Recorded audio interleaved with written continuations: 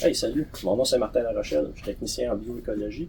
Je travaille avec le comité ZUP au Saint-Laurent. Le comité ZUP au Saint-Laurent, ça se trouve être un organisme à but non lucratif, dont le but est de réhabiliter et de faire attention au fleuve Saint-Laurent, euh, avec la collaboration de différents intervenants dans le milieu.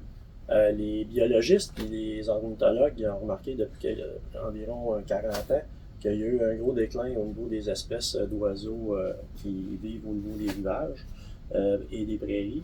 Et le comité ZIP a décidé d'intervenir à ce niveau-là. Les raisons pourquoi il y a eu une réduction, on croit entre autres que c'est parce qu'il y a une perte d'habitat, puis il y a une surutilisation des pesticides. Évidemment, les pesticides vont tuer des insectes, puis l'oiseau qui nous intéresse particulièrement, c'est l'hirondelle. L'hirondelle est insectivore, donc on a vu leur population diminuer beaucoup. Il existe 6 espèces d'hirondelles au Québec. On a remarqué que depuis environ 40 ans, il y a une diminution assez flagrante. Puis, dans le fond, le comité ZIP a décidé de développer des projets pour bonifier les sites de nidification. Et je vais vous présenter le projet principal à laquelle on a décidé de s'attaquer depuis 2023.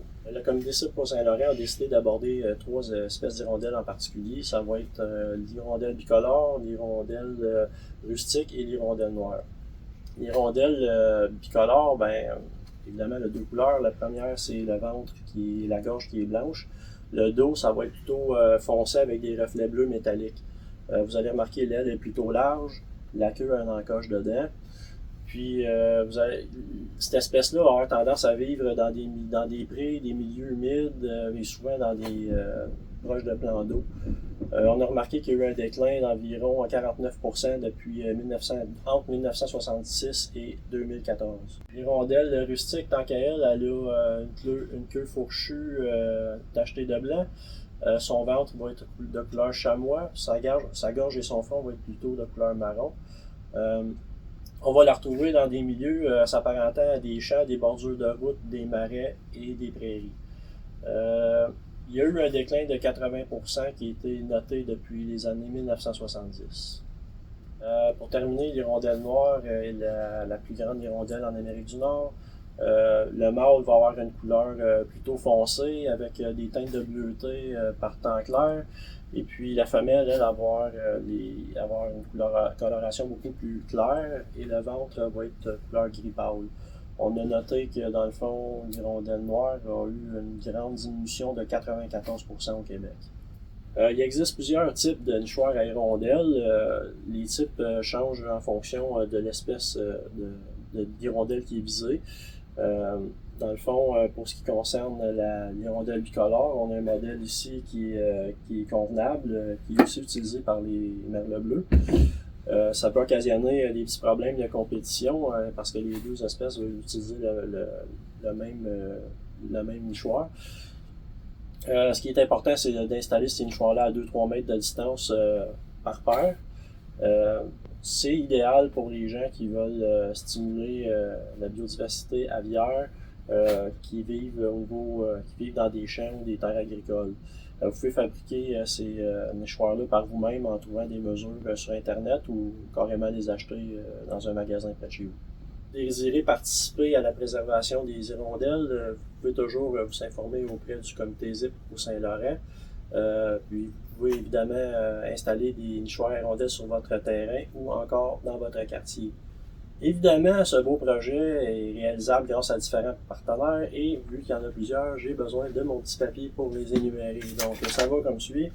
Merci à la Fondation Saint-Laurent via son programme maritime pour la biodiversité du Saint-Laurent, en collaboration avec Avantage Saint-Laurent, la vision maritime du gouvernement du Québec. Il y a aussi la ville de Vaudreuil-Dorion et la ville de Salaberry-Valleyfield. Merci beaucoup à tous les partenaires.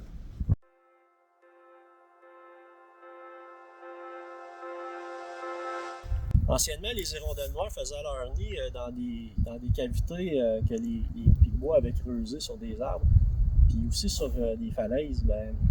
Aujourd'hui, ces arbres-là sont presque tous coupés pour des raisons de sécurité. Donc, ils n'ont presque plus d'endroit pour faire leur nid. Ça a même été remarqué que les hirondelles et les populations de l'Est, ils font leur nid presque juste dans des nichoirs artificiels.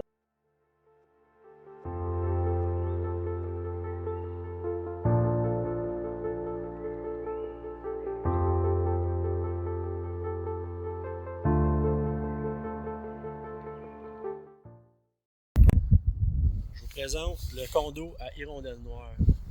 Les hirondelles noires, ils vivent en colonie. Donc, ces structures-là contiennent 12 cases. Donc, il va y avoir 12 couples. On les installe dans des zones dégagées avec un rayon d'environ 15 mètres. Ça permet à l'hirondelle d'avoir les prédateurs arriver. On installe aussi ces structures-là à proximité de l'eau pour assurer qu'ils puissent se rendre facilement à leur source de nourriture qui sont les insectes.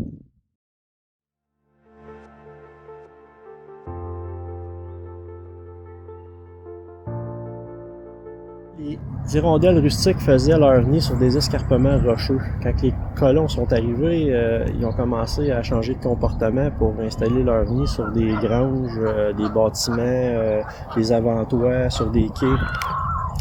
Mais aujourd'hui, nos techniques de construction ont changé, puis les revêtements sont comme en aluminium ou en métal. Donc les nids ne peuvent pas être fixés sur ces structures-là. En installant des nichoirs avec un profil de grange, les hirondelles rustiques réussissent à agripper leur nid, puis comme ça contribue à la survie de l'espèce.